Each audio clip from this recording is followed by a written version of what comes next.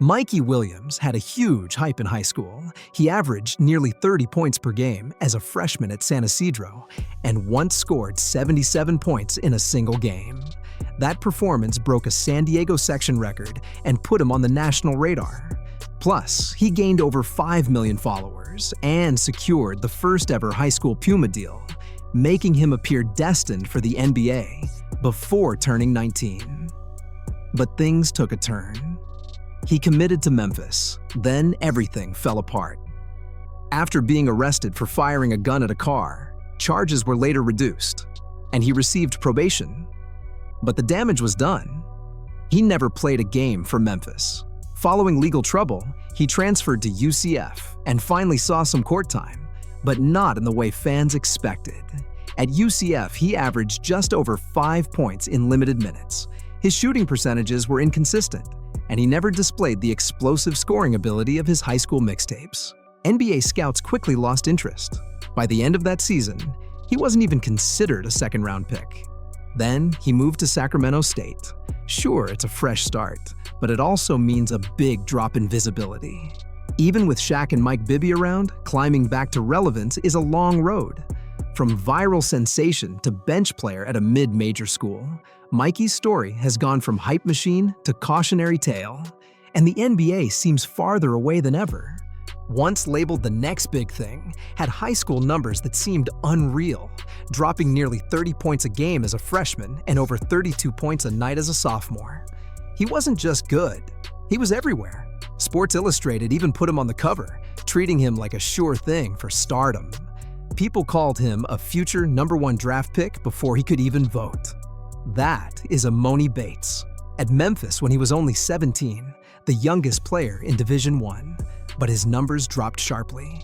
He averaged under 10 points and 4 rebounds per game, and his shooting percentages were poor. Injuries also didn't help. A messed up finger and back pain disrupted his rhythm. Just like that, the draft buzz faded. At Eastern Michigan, he posted better stats, with 19 points and close to 6 rebounds per game. But issues remained. Shot selection, efficiency, all the stuff scouts love to dissect. Plus, 2 suspensions, one related to a gun charge that was later dropped, hurt his image. He still got drafted, but late, as the 49th pick by the Cleveland Cavaliers. A 2-way contract split his time between the Cavaliers and the G League. After 25 NBA games and a meniscus surgery, his future remains uncertain. A 25-point game flashed brilliance, but flashes don't make careers. Cam Reddish, who was 3rd in his class and named Mr. Pennsylvania Basketball, was part of a talented Duke team that included Zion Williamson and R.J. Barrett. His 6 feet 8 inches frame, smooth dribble, and projectable shooting stroke seemed perfect for the NBA. Coming into college, he looked like the ideal wing player every team wanted. But at Duke, his production didn't match his potential. He averaged just over 13 points per game, shot under 36% from the field, and sometimes disappeared on the court. Injuries and passive play drew criticism from analysts, who called him raw, inconsistent, and lacking confidence. Despite these issues, he was still drafted 10th overall by the Atlanta Hawks. His rookie season was his best, averaging over 10 points in nearly 27 minutes per game. But he never truly became his best self. His shooting stayed the same, his playmaking stalled, and he was always close to being benched for a mistake. As his efficiency declined, so did his role. He was traded to the Knicks, where he never really fit in. Then to the Trailblazers, where he showed brief flashes, and finally to the Lakers.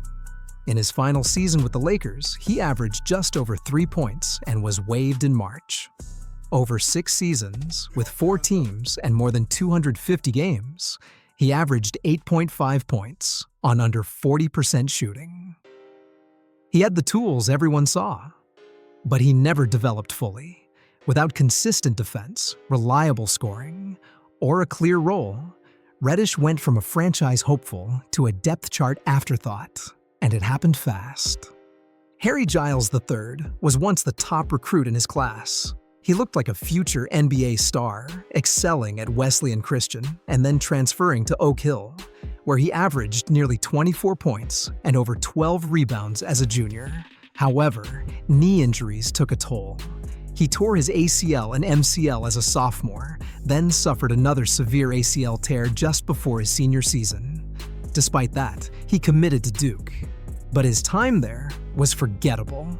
He missed the first semester while recovering, then averaged 3.9 points and 3.8 rebounds in just over 11 minutes per game. He started 6 times. The potential was there, but his explosiveness and motor were lacking.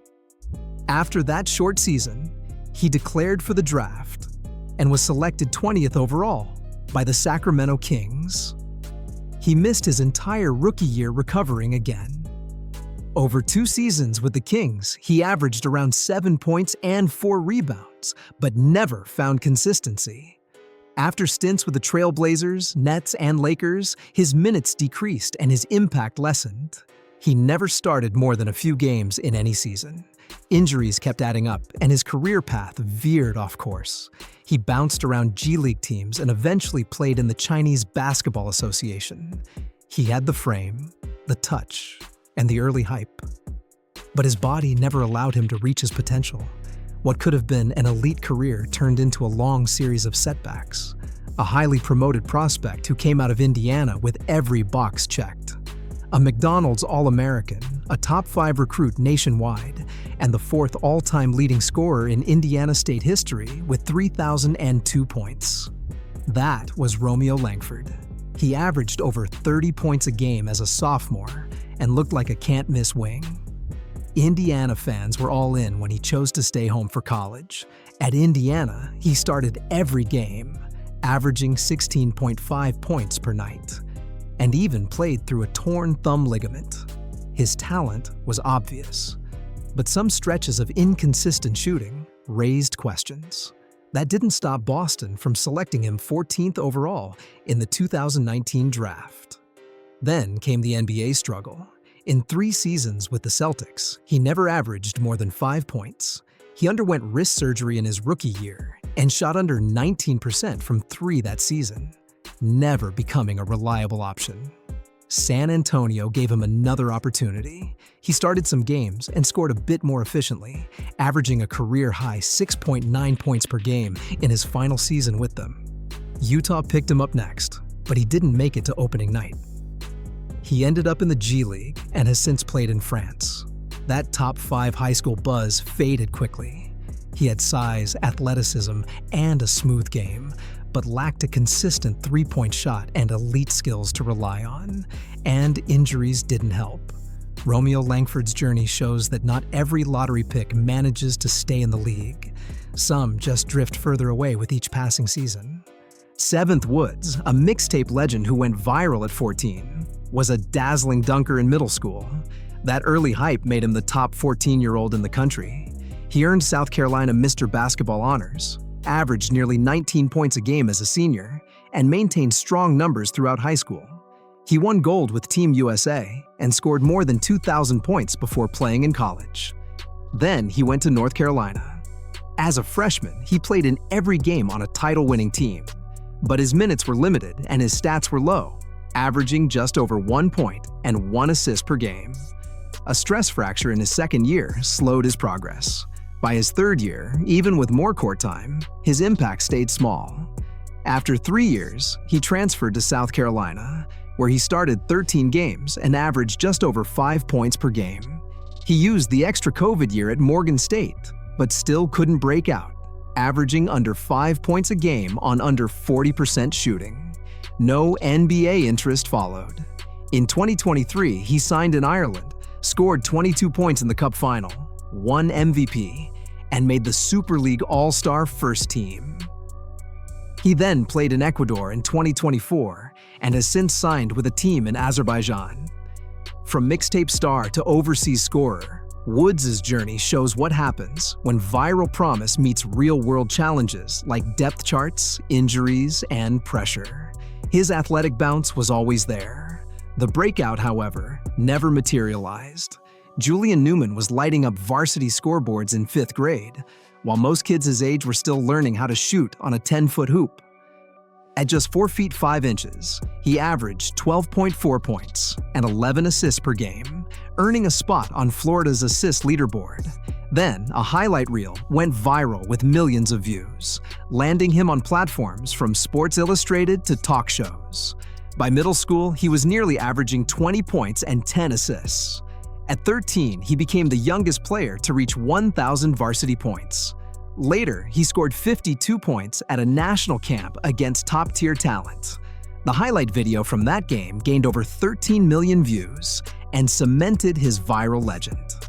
In high school, his scoring never slowed down. He finished a 7-year varsity career with over 6,000 points, once ranking 4th all-time nationally. However, the hype didn't translate into scholarships. No Division I offers, none. The buzz outpaced his skill set. He ended up at Bethesda University, a small school in the National Christian College Athletic Association, NCCAA. In his debut, he scored 0 points on 6 shots in a 109-23 loss. After 3 games, he was averaging only 3 points and shooting under 17%. Size, skill development, and real competition caught up. At 5 feet 6 inches and 141 pounds, he couldn't go far against taller, stronger, and faster defenders. Julian was a walking highlight reel. But when the music stopped, there wasn't much left. Viral fame, but no clear path to the league. A guard with a 45-inch vertical leap and dunks that made him a YouTube regular before he was even 18. He was ranked as a 4-star recruit and placed in ESPN's top 100 for the class of 2016. His name, Kwe Parker. He committed to Tennessee with high expectations, not as a top scorer, but as a high flyer capable of energizing any gym. At Wesleyan Christian, he was more known for his viral highlight reels than his all-around game. But once he arrived at Tennessee, that buzz didn't translate to the court. He played in 25 games as a freshman and averaged just 1 point per game in over 8 minutes. A crowded backcourt didn't help. There were simply better guards ahead of him, and he wasn't the type to force his way into the offense. A 5-point game against East Tennessee State was the peak of his time in Knoxville. After that, he moved down the ranks, first to Cape Fear Community College, then to North Carolina A&T. He got more playing time and showed his athleticism, but his production never really took off. His shooting didn't improve, and scouts moved on. No G League buzz, no Summer League nods, just the slow fade from viral phenom to forgotten. Kwe could dunk with the best, but the rest of his game never caught up. The highlights were loud, but his stats stayed quiet. Jordan McCabe was destined to be the next basketball wizard. By age 12, he had already appeared on national TV, crossed up grown men for fun, and was drafted by the Harlem Globetrotters. That kind of spotlight burned brightly and followed him through high school, where he finished with 2,442 points, ranking 6th all-time in Wisconsin, and was named Wisconsin's Mr. Basketball. He was ranked inside the top 100. Then, college happened at West Virginia. Things started okay, and he even made the Big 12 academic all-rookie team. But his scoring declined each year, and his efficiency never improved. He couldn't boost his shooting percentage out of the low 30s. By his junior year, his role significantly shrank. He transferred to UNLV, started strong in his 4th year with decent assist numbers. But again, his scoring and efficiency weren't there. His 5th year barely earned him a spot in the starting lineup. Despite all that early hype, he never reached the NBA. He went undrafted and didn't play in the G League. Instead, he pivoted straight into coaching. He served as an assistant at West Virginia, then Green Bay, and now at Grand Canyon. So he didn't become the next Globetrotter star, but he's coaching college hoops before turning 30. The one who became the face of New York hoops in 2017. He helped create and make the jelly finger rolls go viral, and his style was often compared to a mixtape on Fast Forward. Yes, right, Isaiah Washington was the one. At St. Raymond's, he averaged 26 points as a senior, scored 54 in one game, and left as the school's all-time leading scorer. Everyone knew his name, and with 4 stars by his name, he committed to Minnesota with high expectations. His freshman season was solid, with nearly 9 points per game and a Big Ten Freshman of the Week award. But then, his production declined. His sophomore year saw less scoring and less playing time. He transferred to Iona, where he improved his numbers and even recorded a triple-double. By the time he reached Long Beach State, he was averaging nearly 14 points a game with good rebounding and assists. Still, he did not attract NBA draft interest. Undrafted in 2021, he chose not to pursue a G League spot. Instead, he played overseas in Montenegro, Slovakia, Germany, and now France. His numbers improved, especially in Slovakia, where he averaged over 24 points per game. However, it's clear that the NBA door never fully opened for him. Despite all the hype and flash in high school, his college career didn't have that breakout year. 3 different schools and some strong stats, but nothing explosive enough to get him into the league. Today, he has built a solid career overseas, but the NBA hype never returned. Zion Harmon was recognized as the top 4th grader in the country. By 7th grade, he was competing on the Nike EYL circuit against high school players. In 8th grade at Bowling Green High School, he led his team to a state championship and averaged nearly 17 points per game. As a freshman at Adair County, he put up 32.7 points and 7.8 assists per game. The hype around him never faded. He transferred multiple times and moved between schools, yet still received elite offers and was ranked as a 4-star recruit in the 2021 class. He began his college career at Bethune-Cookman, where he earned SWAC Freshman of the Year honors and averaged 14.7 points and 2.8 assists, with strong 3-point shooting. After 2 seasons there, he transferred to Seton Hall. Things did not go well. He only played 3 games, averaging 4.7 minutes per game, and scored no points.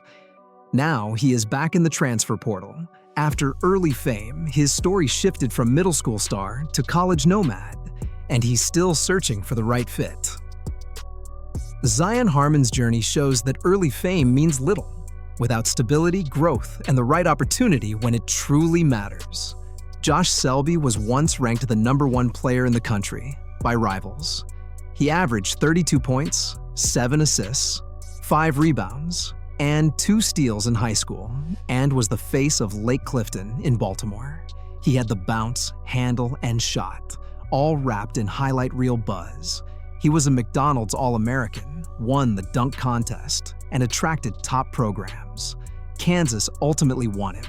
Then came the eligibility issues. He was suspended 9 games for improper benefits linked to an advisor for Carmelo Anthony. By the time he finally played, his rhythm was off. Over 26 games, he averaged just under 8 points with modest efficiency, a far cry from lottery-level dominance. Still, he entered the 2011 draft and fell to 49th overall. Memphis took a chance on him.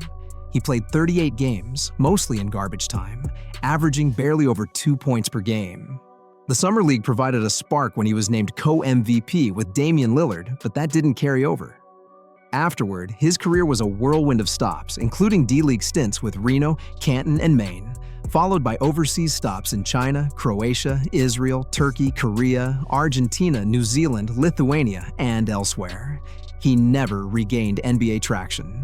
Selby had elite prep numbers, but inconsistent college play and questions about his game prevented him from sticking. From top recruit to global journeyman, his story demonstrates how quickly hype can fade. A dominant force coming out of Kyree High School in Chicago.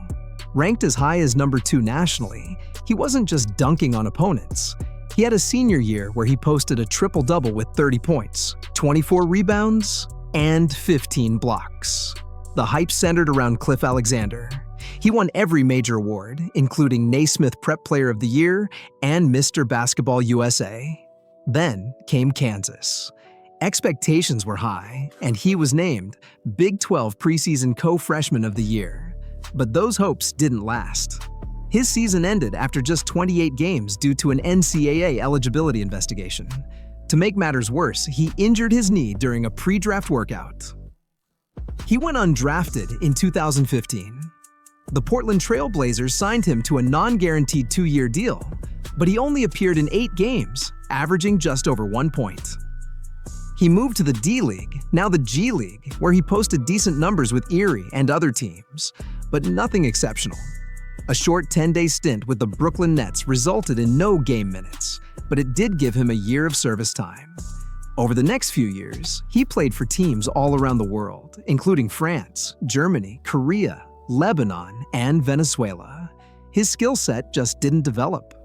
He lacked a reliable jump shot and effective post moves, and his athletic edge wasn't enough to sustain his career. From 5-star recruit to a global journeyman, Alexander's story is another reminder that raw power in high school doesn't guarantee NBA longevity. Trevon Duval was the top point guard in his class, playing for multiple powerhouse programs before ending up at IMG Academy, where he averaged 16.1 points and 7.5 assists in his senior year. He was a 5-star recruit, breezing past high school defenses like a glitch in the system. Every major outlet ranked him at the top of the charts for floor generals. Then came Duke. He started most of the season, averaging 10.3 points and 5.6 assists per game. His passing was sharp and his speed was clear, but his 3-point shot was lacking, as he shot just under 29% from beyond the arc. He declared for the draft after 1 year, but it backfired, making him the first Duke player to leave early and go undrafted. The Milwaukee Bucks signed him to a 2-way deal, but it ended after 3 games with less than 2 minutes played per game. After being waived, he was claimed off waivers by the Houston Rockets, but was not utilized. G-League stints followed, with some bright moments, but nothing truly impactful. Then he hit the international scene, playing in Canada, Turkey, and Azerbaijan, among other places. He also competed in the Big Three. His potential was always evident, but a lack of growth and shooting ability cost him a solid NBA career. From a top point guard to chasing overseas contracts, Duval's hype never fully materialized. Skal Labissière, once hyped as the next big man to dominate the league, had scouts drooling over his frame. 6'10" with a 7'2" wingspan and a soft shooting touch. He entered high school as a top 2 recruit, averaging 26 points, 12 rebounds, and 4.5 blocks as a junior. People even compared him to Anthony Davis. Then came Kentucky. Expectations were sky high, and some projected him as a top overall pick, but he quickly faded. In 36 games, he averaged less than 7 points and 3 rebounds. He lost his starting spot, and John Calipari called him a paper tiger. The edge they wanted was nowhere to be found. Despite that, he was still drafted 28th overall in 2016 and traded to the Sacramento Kings. He had a few seasons averaging around 7 points and 4 rebounds off the bench, but he never improved. After that, his minutes decreased. He moved from the Kings to the Trail Blazers, and then mostly disappeared from major league rotations. He won a G-League title, but that unicorn label never really stuck. The talent was there, but the growth, toughness, and drive were not enough. From a top prospect to a bench player and league floater, Skal showed flashes but never put it all together. Brian Bowen showed all the early signs of becoming a major star. He was a McDonald's All-American and a co-MVP at the Jordan Brand Classic. He averaged over 20 points per game at La Lumiere, leading them to a national title. As a 5-star swingman, top schools like Michigan State, Arizona, and Louisville chased him. He committed to Louisville, but that's where everything started to unravel. The FBI bribery scandal dragged him into its mess before he played a single game. Louisville shut him down, and the NCAA kept delaying him. Even after the FBI cleared him, his college career was over. He tried to play at South Carolina, but red tape blocked him, and he never took the court in college. So he turned pro, going to Australia with the Sydney Kings, where he averaged 6 points per game. He went undrafted in 2019, but the Indiana Pacers signed him to a 2-way deal. He played well in the G League, averaging over 16 points with the Fort Wayne Mad Ants, yet NBA minutes never materialized. After another 2-way deal, he was waived. He's been bouncing around the G League ever since, with affiliates for the Pacers, Celtics, Timberwolves, and Cavaliers. Most recently, he played for the Stockton Kings, helping them win a G League title. He has good size for a wing, is a decent shooter, and a strong rebounder. But he never became the breakout star his high school hype suggested. His career is still ongoing, just not on the big stage everyone expected him to reach. A 5-star recruit with serious flash, averaging nearly 30 points a game in high school. His highlight dunks and a Ballast Life dunk contest helped launch him into the national spotlight. The spotlight belonged to Jaylen Hands. Ranked as one of the top point guards in the class of 2017, he headed to UCLA with high expectations. As a freshman, he scored just under 10 points per game and came off the bench for part of the year. A foot injury slowed him, but his talents were still clear: athleticism, bounce, and a developing jumper. By his sophomore season, he was the full-time starter, averaging over 13 points per game and leading the Pac-12 in assists. He earned second-team All-Pac-12 honors and looked ready for the next step. He declared for the 2019 draft and was picked 56th overall, which isn't exactly where a 5-star talent aims to land. His draft rights were traded to the Brooklyn Nets. Then he bounced to the G League. With Long Island, he averaged 11 points, but never received an NBA call. He was eventually waived, and that chapter came to an end. Since then, he's played in Serbia, Germany, Belgium, Greece, and Italy. His numbers have been solid, but he never broke through as a consistent NBA-level guard. The tools were there, but the dominance never materialized. Another case of early hype that fizzled before reaching the league. Nico Mannion, born in Siena, Italy, and raised in Arizona, came into the spotlight early thanks to his basketball lineage and high school dominance at Pinnacle High School.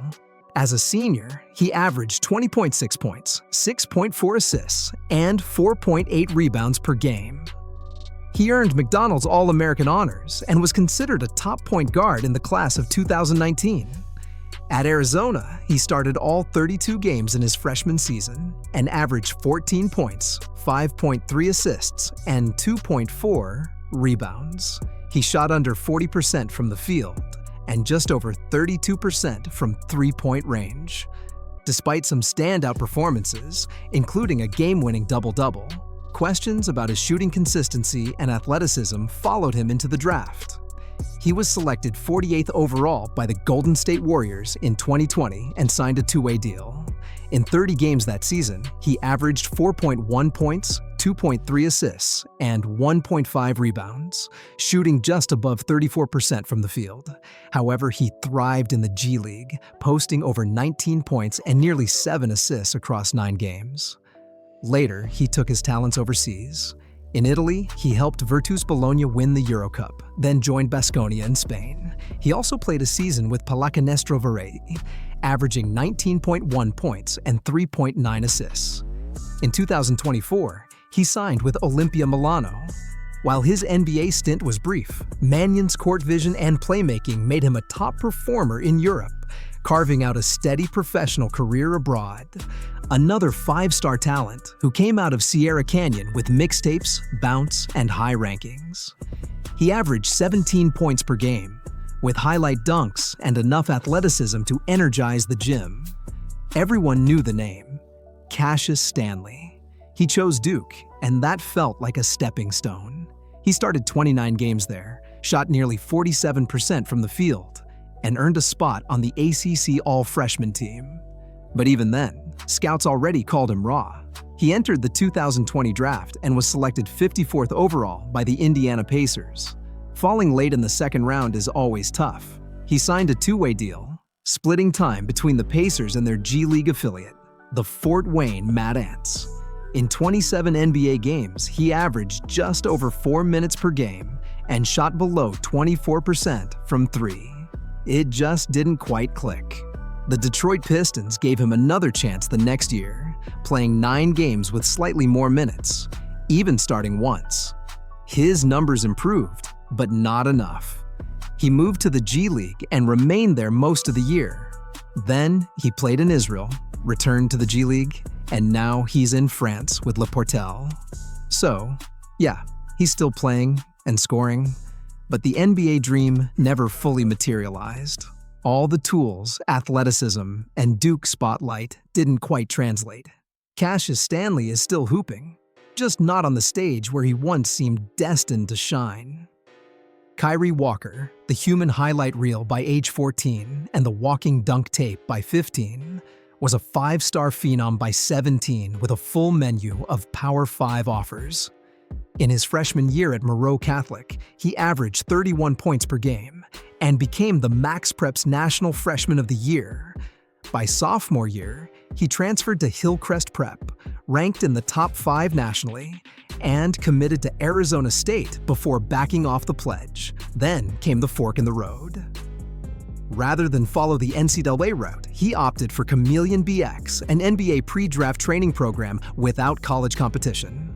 By the time the 2021 draft rolled around, he was largely off the radar. No college stats, no pro tape, and no summer league reps. Unsurprisingly, he went undrafted. He fought back, joining the G League's Capital City Go-Go, averaging a modest 7 points and 12 minutes per game. Overseas, he found more rhythm, playing in Greece, Canada, and most recently, Mongolia. He won a CBL title in Canada. Walker's story is clear. Early athletic dominance without proper development can leave even the most talented players adrift.